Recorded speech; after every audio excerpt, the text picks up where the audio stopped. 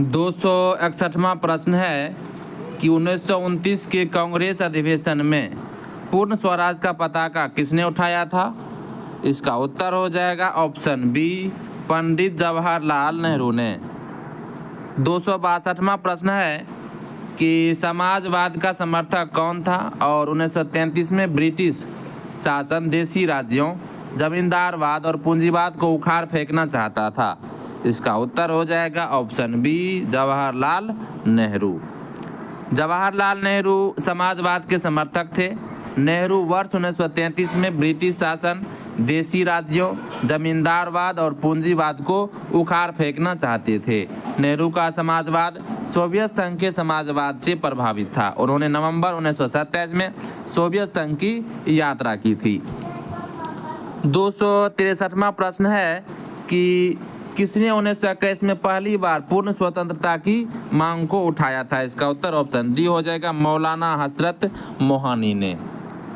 वर्ष 1921 के अहमदाबाद में हुए कांग्रेस अधिवेशन की अध्यक्षता हकीम अजमल खान ने की थी। इस अधिवेशन में सर्वप्रथम मौलाना हजरत मोहनी ने पूर्ण स्वतंत्रता की मांग उठाई थी, किंतु महात्मा गांधी इस मांग के पक्ष में नहीं थे। 264वां प्रश्न है कि दांडी यात्रा की गई थी। इसका उत्तर ऑप्शन डी हो जाएगा, 1930 ईस्वी में दांडी यात्रा की गई थी। महात्मा गांधी ने 12 मार्च 1930 को नमक सत्याग्रह शुरू किया। उन्होंने साबरमती आश्रम से 80 चुने हुए साथियों के साथ सत्याग्रह के लिए कूच किया। 24 दिनों की लंबी यात्रा के बाद उन्होंने 6 अप्रैल 1930 को दांडी में सांकेतिक रूप से नमक कानून भंग किया। नमक कानून तोड़कर औपचारिक रूप से सविनय अवज्ञा आंदोलन का शुभारंभ किया।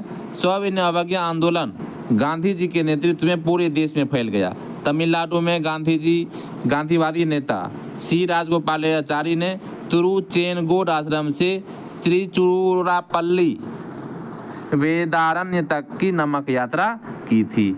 265वां प्रश्न है कि 1930 में महात्मा गांधी ने सविनय अवज्ञा आंदोलन कहां से प्रारंभ किया था? तो ऑप्शन डी हो जाएगा, साबरमती आश्रम से।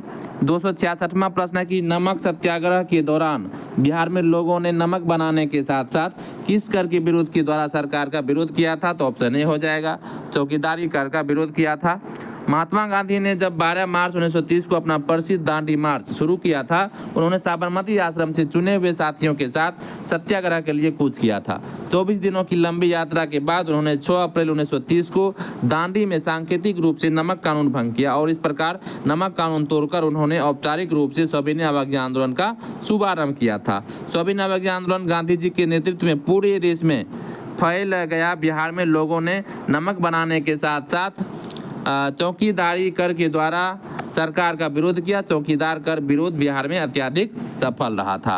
अब आगे बढ़ते हैं और अगला प्रश्न है 267 नंबर का कि दांडी यात्रा कितने दिन तक चली थी? तो ऑप्शन सी हो जाएगा, 24 दिन तक दांडी यात्रा चली थी। 268वां है कि 1929 में खुदाई खिदमतगार को किसने संगठित किया था? तो इसका उत्तर हो जाएगा, यहाँ देखते हैं, इसका उत्तर इस साइड में होगा। इसका उत्तर हो जाएगा ऑप्शन ए, उत्तर पश्चिमी सीमा प्रांत में खान अब्दुल गफ्फार खान के नेतृत्व में खुदाई खिदमतगार नामक स्वयंसेवक संगठन स्थापित किया।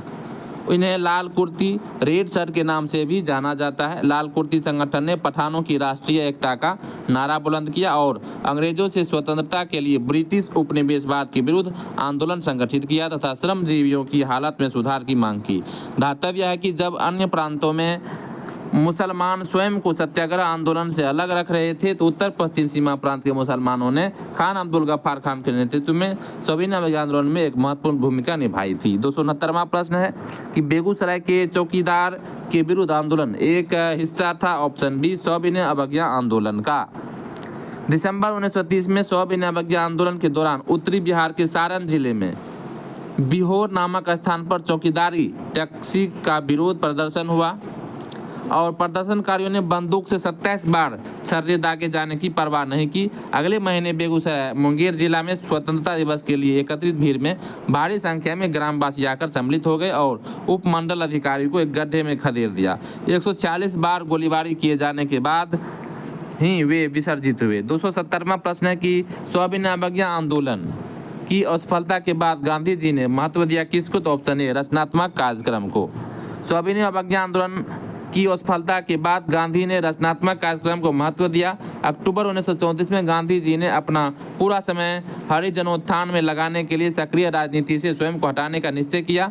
सितंबर 1932 में गांधी जी ने हरिजन कल्याण हेतु अखिल भारतीय छुआछूत विरोधी लीग की स्थापना की तथा हरिजन नामक साप्ताहिक पत्र का प्रकाशन किया था।